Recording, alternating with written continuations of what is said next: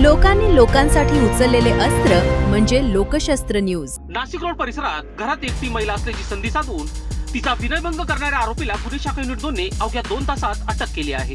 आरोपीकडून पुण्यात वापरलेली सुमारे 50,000 रुपये किमतीची काळ्या रंगाची होंडा मोटरसायकल जप्त करण्यात आली आहे। नाशिक पोलीस आयुक्त संदीप कर्णिक, पोलीस उपायुक्त किरण कुमार चव्हाण व सहाय्यक पोलीस आयुक्त संदीप मिटके यांच्या मार्गदर्शनाखाली ही कारवाई करण्यात आली आहे।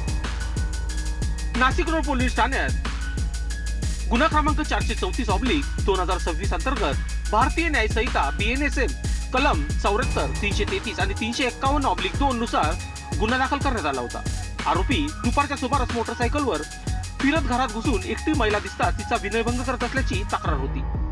घटनेचे गांभीर्य लक्षात घेऊन गुन्हे शाखा युनिट 2 ने परिसरातील सुमारे 75 CCTV कॅमेऱ्याचे फुटेज तपासले। सलग 2 दिवस अथक तपास करून आरोपीची ओळख पटविण्यात पोलिसांना यश आले। गुप्त माहितीच्या आधारे विहितगाव येथील अण्णा गणपती पुलाजवळ सापळा रचून आरोपीला ताब्यात घेण्यात आले। यामध्ये अटक आरोपीचे नाव अभिलाष अंकुश थोरात, वय वर्ष 35, राहणार Jagdish apartment, flat number 1, Sanjay Gandhi Nagar, उपनगर, नाशिक रोड असे आहे। चौकशीत आरोपीने गुन्ह्याची कबुली दिल्याचे पोलिसांनी सांगितले।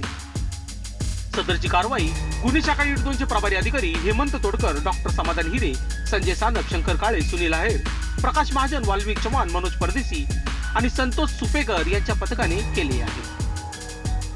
लोकशस्त्र न्यूज साठी विशेष प्रतिनिधी, नाशिक रोड। लोकांनी लोकांसाठी उचललेले अस्त्र म्हणजे लोकशस्त्र न्यूज।